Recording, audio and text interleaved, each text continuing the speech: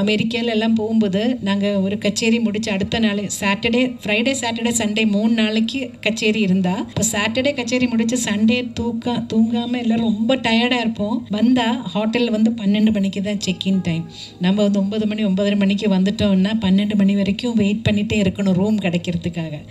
ஆனால் எஸ்பிபி சாருக்காக ரூமை அவங்க சீக்கிரமாக ரெடி பண்ணி அவங்களே அனுப்பிச்சிடுவாங்க. சாரும் சொல்லுற நீங்கள் என்ன மட்டும் அனுப்பிச்சிடுவீங்க, அவங்க எல்லாம் என்னோட மை பாய்ஸ் அவங்க எல்லாம் வெயிட் பண்ணிட்டு இருக்கும்போது நான் மட்டும் போய் ரெஸ்ட் எடுக்க முடியாதுன்னு அவரும் அந்த லாபியிலே அவ்வளோ நேரம் உட்காந்த அனுபவம் எல்லாம் இருக்குது. சமீபத்தில் வரக்கூடிய பாடல்கள் எதுவுமே ஒரு வரி கூட புரிய மாட்டேங்குது. இதை நீங்கள் எப்படி பார்க்குறீங்க மேடம்? காலத்தோட மாற்றங்கள், அதை வந்து குறை சொல்கிறத விட அதோட கூட என்ஜாய் பண்ணி போகிறது தான் பெட்டர்ன்னு நினைக்கிறேன் சார். அந்த ஃபீல் மிஸ் ஆகுதுன்னு நினைக்கிறீங்களா? அப்போ பாடும்போது இருந்த அந்த கண்டிப்பாக அந்த ஃபீல் மிஸ் ஆகுதுன்னு தான் சொல்லுவேன் நான். ஆனால் ஜானகி அம்மா கிட்ட இன்னும் ஒரு ஸ்பெஷல் அட்டாச்மெண்ட். சாப்பாடெல்லாம் ஊட்டி விடுவாங்க, யாருக்கும் தெரியாது அந்த விஷயம் எல்லாம். அவங்க வீட்டுக்கு போனால் அவங்களே பெசஞ்சு அவங்க கையால் ஊட்டி விடுவாங்க. ஸோ அதெல்லாம் வேறு எங்கேயுமே கிடைக்காது. என்னோட பெத்த தாய் கொடுத்ததுக்கப்புறம் ஜானகி அம்மா தான் கொடுத்துருக்காங்க.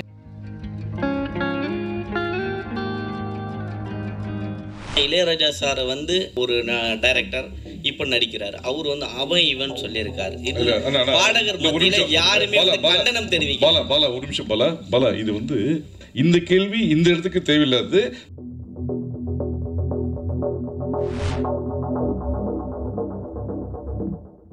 மேடம், லைவ் கான்செப்டில் நம்ம ஏஆர் சாரும் இளையராஜா சாரும் வருவாங்களா? இன்வைட் பண்ணியிருக்கீங்களா? கண்டிப்பாக இன்வைட் பண்ணுவோம். அவங்க ஃப்ரீயாக இருந்தால் கண்டிப்பாக வருவாங்க. ஏன்னா வந்து இளையராஜா சாங் வந்து பாடினாவே வந்து அவர் ஏதாவது சொல்லுவார். அவர் ஏதாவது சொன்னார்னா உங்களோட பதில் என்ன? இந்த 28 சாங்குமே முறைப்படி எல்லா இடத்துலையும் அனுமதி வாங்கி தான் பண்ணியிருக்கு. ஸோ அதனால் யாரும் எதுவுமே சொல்ல மாட்டாங்க. சித்ராமா, அச்சா நீங்கள் அந்த ஃபஸ்ட்டு ஓப்பனிங்கில் வந்து அந்த டிராயிங் ஒன்று காமிச்சிங்க. அந்த டிராயிங் வந்து இப்போ தான் வந்து சொல்கிறீங்க அனுமதி வாங்கியிருக்கு. உங்களோட டிராயிங்ஸ் வந்து எனக்கு தெரியும், டிராயிங்லாம் வரைவேன்னு சொல்லியிருக்கீங்க. இங்கேருந்து தான் ஓப்பனிங் ஆச்சுன்றீங்க. சென்ட்ரல்லேருந்து என்ன ஓப்பனிங் ஆச்சு? எந்த பாட்டுக்காக உங்களை வந்து கூப்பிட்டு இந்த பாட்டு பாடுங்க அப்படின்னு சொன்னது? ஃபஸ்ட்டு சாங் வந்து ஆக்சுவலி நான் என்ன தமிழ்நாட்டுக்கு இளையராஜா சார் அழைச்சதே பூவே பூச்சுடுவா படத்துக்காக. அதோட மலையாளம் வேர்ஷன் நோக்குத்தா தூரத்து கண்ணும் நட்டுன்னு ஒரு மூவி, ஃபாசில் சார் டைரக்ட் பண்ண மூவி. அதில் வந்து நான் பாடியிருந்தேன். நதியா மொய்தோ அவங்களும் இன்ட்ரொடக்ஷன். நானும் அப்போ தான் கொஞ்சம் ஸ்டார்ட் பண்ணிகிட்டு இருந்தேன் மலையாளத்தில் கூட. அப்போ ராஜா சார் அந்த மூவி பார்த்துட்டு அந்த ஹீரோயினுக்கு இந்த வாய்ஸ் சூட் ஆகுது, சரி இந்த வாய்ஸை யூஸ் பண்ணிக்கலாம், சென்னையில் வந்து கொஞ்சம் வாய்ஸ் டெஸ்ட் பண்ணிக்கிறேன், வர சொல்லுங்கன்னு சொல்லியிருந்தார். ஃபாசில் சார் தான் எனக்கு சொன்னார், நீங்கள் சென்னைக்கு போகும்போது ராஜா சாரை போய் மீட் பண்ணுங்கள், அவரை செக் பண்ண. முதல்ல இவர் கிண்டல் பண்ணுறாரு, ராஜா சார்கிட்ட எல்லாம் போவேன்னு நான் நிஜமாகவே எதிர்பார்க்கவே இல்லை. அப்படி தான் ராஜா சார்கிட்ட தாசண்ணாவோட மேனேஜராக இருந்த குஞ்சுண்ணின் வயலினிஸ்ட் அவர் தான் என்னை கூட்டிகிட்டு போகிற ராஜா சார்கிட்ட. அங்கே வாய்ஸ் டெஸ்ட் பண்ணி அடுத்த நாள், ஆனால் புவை பூச்சுடவாக்கு முன்னாடி நீதான அந்த கோயிலுங்கிற படத்தில் பூஜைக்கு ஏற்ற பூவிதுங்கிற பாடல் பாட வச்சார். இன்னொன்று ஆக்சுவலாக நீங்கள் இளையராஜா சார் பாட்டு தான் அதிகமாக வந்து பாடினது, நிறைய பேர் ரசித்தது. ஸோ ஆனால் இளையராஜா சாரை வந்து இங்கே சமீபத்தில் பார்த்தீங்கன்னா ஒரு டைரக்டர் இப்போ நடிக்கிறார், அவர் வந்து அவன் இவன் சொல்லியிருக்காரு. பாடகர் மத்தியில யாருமே கண்டனம் தெரிவிக்கல. பாலா ஒரு நிமிஷம் பாலா, இது வந்து அவங்க என்ன சொன்னாங்கன்னா, இப்போ இவர் கேட்டார், நம்ம வெற்றி சொன்னார், இவ்வளோ வருஷம் ஜேர்னியில் ஏன் கச்சேரி பண்ணலன்னாங்க. அந்தந்த சின்ன சின்ன கச்சேரி பண்ணும்போது இவ்வளோ மீடியா முன்னாடியும் இவ்வளோ ஆட்கள் முன்னாடியும் பண்ண வேண்டிய ஃபஸ்ட் டைம் பண்ணும்போது இந்த கேள்வி இந்த இடத்துக்கு தேவையில்லாது. நம்ம தனியாக அவங்க ரூமில் இருக்கும்போதோ இது கேட்டுக்கலாம். கொஞ்சம் இல்லைம்மா, கரெக்டுமா, அது இந்த கான்செப்டுக்கு சம்மந்தம் இல்லாத ஒரு கேள்வி. இது வந்து இவங்கன்னு இல்லை, இந்த கேள்வி நீங்கள் வேறு யாருக்காக வேணால் கூட கேட்கலாம். ஆனால் கேள்வி கேட்கக்கூடாத இடம் இது இல்லை, அதனால் தவிர்த்துருங்க. நன்றி, வணக்கம். எங்களை வரப்பேற்று வந்த அனைவருக்கும் நன்றி, வணக்கம். சார் மேடம் இப்போ நீங்கள் 20,000 சாங்ஸ் பாடியிருக்கீங்க. ஆனால் அந்த சாங்ஸில் உங்களுக்கு பிடிச்ச சாங்ஸ் எது? ஏதாவது ஒரு சாங்ஸ் மிஸ் பண்ணியிருப்பீங்க, என்னை விட அந்த வேறு யாராவது பெரிய ஆர்டிஸ்ட்டு சம்திங் பாடியிருப்பாங்க, அது ஏதாவது சாங்ஸ் ஞாபகம் இருக்கா உங்களுக்கு? மிஸ் ஆன சாங்ஸ் இருக்குது. அது என்ன பாட்டுன்னு எனக்கு தெரியாது. இப்போ ஒரு ராஜா சார் ரெக்கார்டிங் கூட ஒரு சம்டைம்ஸ் இருக்கலாம், ஏஆர் ரஹ்மான் அவரோட ரெக்கார்டிங் கூட சம்டைம்ஸ் கூப்பிடும்போது நான் ஊரில் இல்லைன்னா அந்த சாங் நான் மிஸ் ஆகிடும். ஆனால் அது எந்த பாட்டுன்னு எனக்கு தெரியாது. இல்லை, அது வேறு யாரோ பாடி அது வெளில வந்திருக்கும். அது என்ன அந்த மாதிரி நிறைய இடத்துல எனக்கு மிஸ் ஆகிருக்கு. ராஜா சாரோடதும் மிஸ் ஆகிருக்கு, ஏஆர் ரஹ்மான் அவரோடதும் மிஸ் ஆகிருக்கு. நிறைய மியூசிக் டைரக்டர்ஸ் கிட்ட நான் கொஞ்சம் ட்ராவல் பண்ணுற டைமில் வர ரெக்கார்டிங்ஸ் நிறைய மிஸ் ஆகிருக்கு. எனக்கு இந்த உருவத்தில் டான்ஸ் பண்ணால் எப்படி இருக்கும்? மேடம் வாழ்த்துக்கள். முதல்ல இந்த 28 சாங்கில் நீங்கள் பாடினது மட்டும்தானா இல்லை மற்ற சிங்கர்ஸ் பாடினது இருக்க போதா? நான் பாடின சாங்ஸ் தான் இருக்கும்னு நினைக்கிறேன். நாங்கள் கேட்டு வளர்ந்ததெல்லாம் எஸ்பிபி சித்ரா, மனோஜ் சித்ரா இப்படி கேட்டு தான் நாங்கள் வானொலியில் வளர்ந்துருக்கோம். இப்போ எஸ்பிபி சார் பாடின சாங்ஸும் மனோ பாடின சாங்ஸ் இதில் இருக்குமா? அதெல்லாம் யார் இருக்கும் கண்டிப்பாக. ரெண்டு மேல் சிங்கர்ஸ் இருக்காங்கல்ல, அவங்க மாற்றி மாற்றி பாடுவாங்க. மேடம் உங்களை சின்ன குயில் சித்ரா தான் கூப்பிடுவாங்க. நீங்கள் 47 வருஷமாக பாடுறீங்க, 25,000 பாட்டு, 6 நேஷனல் அவார்டு. இப்போ பெரிய குயிலாக இருப்பீங்க. இன்னைக்கு சைஸில் தான் பெரிய இல்லை சாதனை இல்லை. இப்போ உள்ள பாடகைகளை சின்ன குயில்னு உங்களுக்கு பிடிச்ச பாடகைகள் யார் சொல்லுவீங்க? ஒரு 2-3 பேராக சொல்லுங்கள். ஐயோ, நிறைய இப்போ அதர் சிங்கர்ஸ் நிறைய பேர் நல்ல டேலண்டடாக இருக்கிற நிறைய சிங்கர்ஸ் இருக்காங்க. அஃப்கோர்ஸ் ஸ்ரேயா கோஷல், ஸ்வேதா, சின்மயி, சொல்லிகிட்டே போல நிறைய இருக்காங்க. ரொம்ப டேலண்டடாக இருக்கிற நிறைய சிங்கர்ஸ் இருக்காங்க. ஒவ்வொரு பாடல் கேட்கும்போது அந்த சிங்கர்கிட்ட நம்மளுக்கு ஒரு ஐயோ ரொம்ப அழகாக பாடுறாங்களே அப்படின்னு தோணும். 1-2 பேர் எடுத்து சொல்கிறது கஷ்டம்தான். ஆனால் இவங்க எல்லாம் எனக்கு பிடிச்ச சிங்கர்ஸ். சித்ரமா, உங்கள் சாங்லேயே வந்து பார்த்தீங்கன்னா எஸ்பிபி சாருக்கு இளையராஜா சார் ஒரு சாங் போட்டிருக்காரு, அவர் பாடின இன்னும் நினைவு ஊட்டுற மாதிரி. அதே போல் சின்ன குயில் பாடும் அப்படின்னு சொல்லி உங்களை ஓப்பனிங் பண்ணுறாங்க. அந்த பாட்டு உங்களுக்காக எழுதுனதா? நீங்கள் கேட்டிங்களா? இல்லை, அதில் வைரமுத்து சார் தானே எழுதினார். அந்த படத்துக்காக எழுதியிருப்பாங்க. அந்த பாட்டு தான் முதல்ல வெளியில் வந்தது. அதனால தான் என்ன சின்ன குயில்னு கூப்பிடுறாங்கன்னு நினைக்கிறேன் நான். நீங்கள் நிறைய லாங்குவேஜ் பாடிருக்கீங்க, எஸ்பெஷலி தமிழ், தெலுங்கு, மலையாளம், கன்னடம், ஹிந்தி, அசாமி, ஒரியா, குஜராத்தி, போஜ்பூரி, ஹரியான்வி, துளுன்னு மிஸ் பண்ண லாங்குவேஜ் எது? நீங்கள் இந்த லாங்குவேஜ் மட்டும் பாடாமல் விட்டுட்டோம். ஏன்னா இந்தியன் லாங்குவேஜில் எல்லாமே பாடிருக்கீங்க. பஞ்சாபியும் பாடியிருக்கேன். ஆமாம், எந்த லாங்குவேஜ் மிஸ் பண்ணிட்டீங்க? குஜராத்தி பாடலன்னு நினைக்கிறேன். சரி, இன்னொரு கேள்வி. நீங்கள் எது பாடினாலும் அந்த வார்த்தைகள் ஸ்பஷ்டமாக இருக்கும், அந்த லாங்குவேஜ் வந்து அவ்வளோ உணர்ந்து பாடுவீங்க. என்ன லாங்குவேஜில் எழுதி பாடுவீங்க ஜென்ரலாக?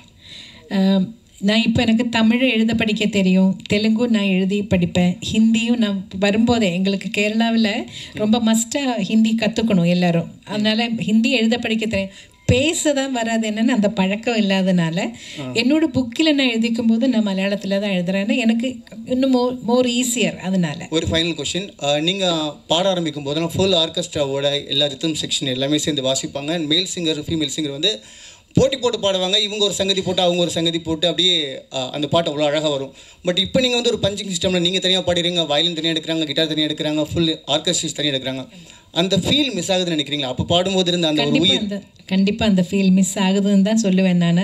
அது வந்து அப்போல்லாம் ஒரு குடும்பமாக எல்லாரும் மியூசிஷியன்ஸ் எல்லோரும் என்னை விட ரொம்ப ரொம்ப சீனியர் மியூசிஷியன்ஸ் எல்லாம் இருந்து அவங்களோட அட்வைஸும் எனக்கு கிடச்சிட்டு இருந்தது. நான் சின்ன பொண்ணாக பாட ஸ்டார்ட் பண்ணும்போது பெரிய பெரிய வீணா பிளேயர்ஸ், அந்த மாதிரி ரிதம் வாசிக்கிறவங்க, சீனா குட்டி சார், அந்த மாதிரி இவங்க எல்லாம் பெரிய சீனியர்ஸ் இருந்தாங்க. இவங்க எல்லாம் வந்து அட்வைஸ் பண்ணுவாங்க அந்த டைமில் எல்லாம் ஏதோ.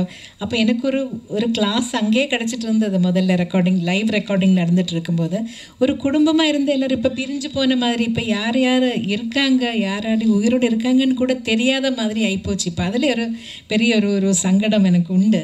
ஏன்னா எல்லோரும் அந்த ஒரு குடும்பமாக இருந்த அந்த ஒரு யூனிட்டி போயிடுச்சுன்னு நினைக்கிறேன். இப்போ எல்லோரும் தனித்தனியாக ஒரு இடத்துல ரெக்கார்ட் பண்ணுறாங்க. கூட யார் மேல் சிங்கர்னு கேட்டால் கூட சம்டைம்ஸ் டிசைட் பண்ணலை, இனிமே தான் டிசைட் பண்ணணும்னு கூட சொல்லுவாங்க. ஸோ எல்லாமே அப்படி ஒரு தனிமையிலே ஆகிப்போச்சு. ஃபைனலாக ஜானகி அம்மா பற்றி ஒரு வார்த்தை சொல்லுங்கள். சேர்ந்து நிறைய பாடல் பாடியிருப்பீங்க, ஃபீமேல் டுவேட்லாம். ஜானகி அம்மாவோட நிறைய சேர்ந்து பாடலை 2-3 சாங், மேபி ஒரு 5-6 சாங்ஸ் அம்மாவோட சேர்ந்து பாடியிருப்பேன். ஆனால் என்னோட வாழ்க்கையில், என்னோட கெரியரில் அவங்களோட இன்ஃப்ளூயன்ஸ் ரொம்ப இருக்குது.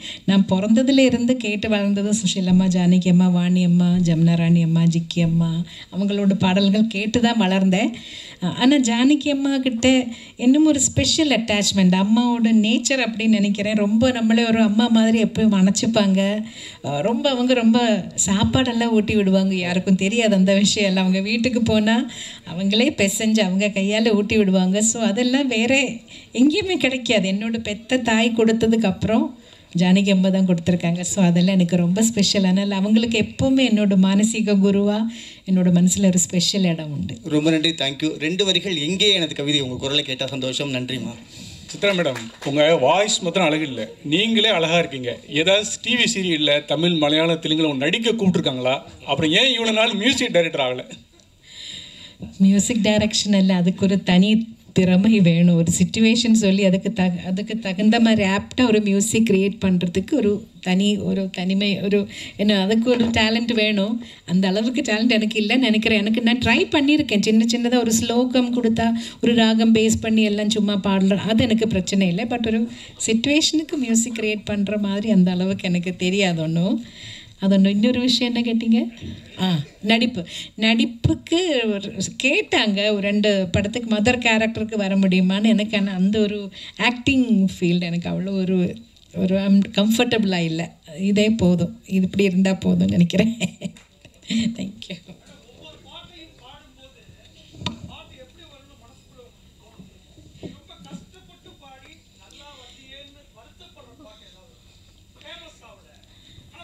அல்ல, நான் கஷ்டப்பட்டு பாடி வெளியில் வராத படங்கள்லாம் நிறைய இருக்குது, வந்திருக்காங்க. அப்படி இருக்கு, இல்லைன்னு சொல்ல முடியாது.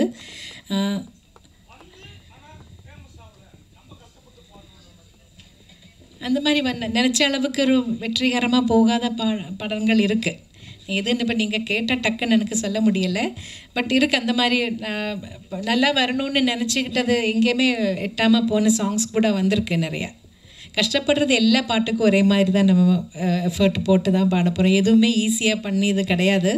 எல்லாத்துக்கும் அதோட ஒரு நம்ம எஃபர்ட் கண்டிப்பாக போட்டு தான் ஆகணும். சித்ராமா ஆக்சுவலாக உங்கள் கூட வந்து சொல்லுங்கள் சார்.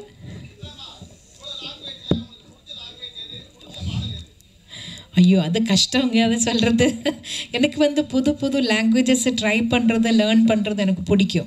எனக்கு ட்ரை பண்ணுறது ரொம்ப இஷ்டம். ஆனால் தெரியாத லாங்குவேஜ் பாடும்போது இப்போ தெரிஞ்ச லாங்குவேஜ் பாடுற அளவுக்கு ஈஸியாக இருக்காது. கண்டிப்பாக ஒவ்வொரு வார்த்தையோட மீனிங் என்னன்னு கேட்கணும், அதை இவங்க எப்படி உச்சரிக்கிறாங்கன்னு கேட்கணும். அதுக்கு நானே ஒரு கோடு லாங்குவேஜ், சைன் லாங்குவேஜ் மாதிரி போட்டு நான் ப்ரொனன்சியேஷன் சரியாக வரணுங்கிறதுக்காக அது இன்னும் ஜாஸ்தி டைம் எடுக்கும், இன்னும் ஜாஸ்தி எஃபர்ட் போடணும். மேடம், அதாவது இதோ இங்கே பாருங்க மேடம், இருட்டில் இருக்கீங்க தெரியல. மேடம், அதாவது படங்கள் வந்து இன்ஸ்ட்ருமெண்ட்ஸில் வாசிக்கிற வரைக்கும் எப்படி இருந்துச்சுன்னா வந்து மியூசிக் வந்து லிரிக்ஸை ஓவர் ரூல் பண்ணாமல் இருந்துச்சு. அங்கே வந்து இந்த சிங்கர்ஸ்க்கான ரெக்கக்னிஷன் நல்லாவே இருந்துச்சு. Once it became into digitalisation ஆனதுக்கப்புறமா அந்த முக்கியத்துவம் இல்லாமல் போயிடுச்சு. அதை பற்றி உங்களோட கருத்து என்ன மேடம்? இல்லை, பழைய காலத்தில் எல்லாமே லைவ் இன்ஸ்ட்ருமெண்ட்ஸ் யூஸ் பண்ணிகிட்டு இருக்கிறப்போ எல்லாமே நல்லா கிளியராக இருந்தது. இப்போ எலக்ட்ரானிக்ஸு கொஞ்சம் அதிகமாக வரும்போது தான் அப்படி வார்த்தை பளிச்சுன்னு தெரியாமல் கொஞ்சம் அப்படி போகிறது. அதனால தான் நினைக்கிறேன். இல்லை, அதுதான் மேடம், அது வந்து ஒரு பாதிப்பாக இருக்காதா? அது எதனா வழிமுறை இருக்காதா பண்ணுறதுக்கு? நீங்கள் அதை தான் நான் கேட்குறேன் உங்ககிட்ட ஆஸ் அ சிங்கர். ஏன்னா யூஆர் அன் எக்ஸ்பீரியன்ஸ் பெட்டர். இல்லை, எல்லா தடவையும் நாங்கள் சொல்லுவோம் மெயினாக வாய்ஸ் மெயின் வச்சுட்டு பேக்ரவுண்ட் ஸ்கோர் இது கொஞ்சம் பேக்ரவுண்டில் இருக்கிற மாதிரி வைக்க சொல்லுவோம். ஆனால் ஒவ்வொரு மியூசிக் டைரக்டருக்கு அவரோட காதில் அது எப்படி எல்லாமே மிக்சிங் பண்ணுறவங்களோட இயர்ஸை பொறுத்த வரைக்கும் இருக்கும். அவங்களுக்கு அது எப்படி கேட்குதோ, எப்படி வேணும்னு நினைக்கிறாங்களோ அப்படி தான் மிக்ஸ் வெளியில் வரும். நம்ம பாடி முடிச்சு போயாச்சுன்னா மிக்சிங்கில் எல்லாம் நாங்கள் போய் உட்காரதில்லை, எங்களுக்கு தெரியாது. பாட்டு வெளியில் வரும்போது தான் இது இப்படி வந்திருக்குன்னு புரியும். தேங்க்யூ.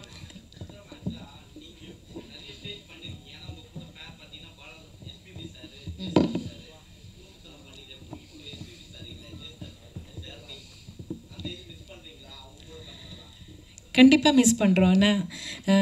நான் ஸ்டார்ட் பண்ணது ஜெயசுதாஸ் சாரோட. அவர்கிட்ட இருந்து ஒவ்வொரு கச்சேரியில் ரெக்கார்டிங்கில் கூட பாடின அனுபவமே எனக்கு என்னோட மியூசிக்கல் ஜேர்னியில் ரொம்ப ஹெல்ப் பண்ணியிருக்கு. ஒரு மைக் எப்படி ஃபேஸ் பண்ணுறது, அதில் அந்த பாப்பர் ஸ்டாப்பர் இல்லாமல், முன்னாடியெல்லாம் அந்த ஃபில்ட்ரு இல்லை, பாப் ஃபில்ட்ரு இல்லாமல் அது ப்ளோ வராமல் பாப்பு வராமல் எப்படி பாடுறாங்கங்கிறதெல்லாம் அவங்க உச்சரிப்பில் அதெல்லாம் அது ஒரு டெக்னிக் அவங்களுக்கு தெரியும். இவ்வளோ வருஷம் எக்ஸ்பீரியன்ஸில் அதெல்லாம் அவங்க கூட நின்று பாடினதில் நான் கொஞ்சம் அவங்கக்கிட்ட இருந்தெல்லாம் கற்றுக்கிட்டேன். ஒவ்வொரு வார்த்தை சொல்கிறது எப்படி, எக்ஸ்ப்ரெஷன் எப்படி கொடுக்குறாங்க ஒவ்வொரு பாட்டில், அதெல்லாம். அதே மாதிரி எஸ்பிபி சாரை பற்றி சொல்லும்போது எனக்கு தமிழ் லாங்குவேஜ், தெலுங்கு லாங்குவேஜ் ரெண்டும் அவ்வளோ எனக்கு ஸ்பஷ்டமாக வர்றதுக்கு முன்னாடி ரொம்ப ஹெல்ப் பண்ணியிருக்காங்க. ஒவ்வொரு வார்த்தையோட இந்த வார்த்தைக்கு என்ன மீனிங், அதை எப்படி பாடினா அந்த எக்ஸ்ப்ரெஷன் எப்படி வரும், இந்த மாதிரி நிறைய அவரோட சேர்ந்து பாடினதில் நான் கற்றுக்கிட்டேன் சார்கிட்ட இருந்து. அது மட்டும் இல்லை, ஒரு ஹியூமன் பீயிங்காக எப்படி கூட இருக்கிற கலைஞர்களோடலன்னா அவரோட சேர்ந்து பணியாற்றுறவங்களெல்லாம் எப்படி அன்பாக, எவ்வளோ பாசத்தோட அவங்களுக்கு எவ்வளோ கேர் பண்ணுறாங்கங்கிறதும் நான் நிறைய தடவை விட்னஸ் பண்ணியிருக்கேன். அமெரிக்காவில் எல்லாம் போகும்போது நாங்கள் ஒரு கச்சேரி முடித்து அடுத்த நாள் ஃப்ரைடே சாட்டர்டே சண்டே 3 நாளைக்கு கச்சேரி இருந்தால், இப்போ சாட்டர்டே கச்சேரி முடித்து சண்டே தூங்காமல் எல்லோரும் ரொம்ப டயர்டாக இருப்போம். வந்தால் ஹோட்டலில் 12 மணிக்கு தான் செக்இன் டைம். நம்ம 9 மணி 9:30 மணிக்கு வந்துட்டோம்னா 12 மணி வரைக்கும் வெயிட் பண்ணிகிட்டே இருக்கணும் ரூம் கிடைக்கிறதுக்காக. ஆனால் எஸ்பிபி சாருக்காக ரூமை அவங்க சீக்கிரமாக ரெடி பண்ணி அவங்களே அமுச்சிடுவாங்க. மற்றவங்க வெயிட் பண்ணுற வரைக்கும் சாரும் சொல்லுற, நீங்கள் என்ன மட்டும் அமுச்சிடுவீங்க, அவங்க எல்லாம் மை பாய்ஸ் அவங்க எல்லாம் வெயிட் பண்ணிட்டு இருக்கும்போது நான் மட்டும் போய் ரெஸ்ட் எடுக்க முடியாதுன்னு அவரும் அந்த லாபியிலே அவ்வளோ நேரம் உட்காந்த அனுபவம் எல்லாம் இருக்குது. வேறு யாரும் அப்படியெல்லாம் பண்ண மாட்டாங்க. ஸோ அதெல்லாம் பார்க்கும்போது இப்படி ஆளுங்க இருக்காங்க, இப்படி தான் இருக்கணுங்கிறது ஒரு பெரிய பாடமாக கற்றுக்கிட்டேன். மேடம், நீங்கள் பாடிய இத்தனாயிரம் பாடல்களில் பல்லாயிரக்கணக்கான பாடல்கள் முணுக்கும்படியாக இன்றைக்கும் நினைவு வச்சிருக்க மாதிரியா இருக்குது. ஆனால் சமீபத்தில் வரக்கூடிய பாடல்களில் எதுவுமே ஒரு வரி கூட புரிய மாட்டேங்குது. இதை நீங்கள் எப்படி பார்க்குறீங்க மேடம்?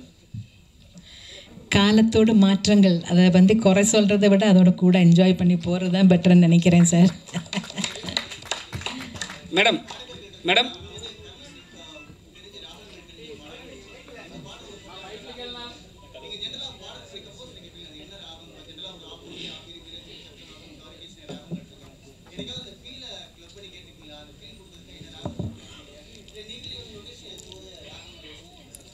ஓரளவுக்கு பாட்டு கேட்கும்போது என்ன பேஸ் பண்ணியிருப்பாங்கன்னு தெரியும். ஆனால் பியூர் கர்நாடிக் மியூசிக்கிலே ஒரு ராகத்தை மட்டும் பேஸ் பண்ணி வர்ற சாங்ஸ் அந்த மாதிரி மியூசிக்கல் ஃபிலிம்ஸில் மட்டும்தான் மோஸ்ட்லி அப்படி இருக்கும்.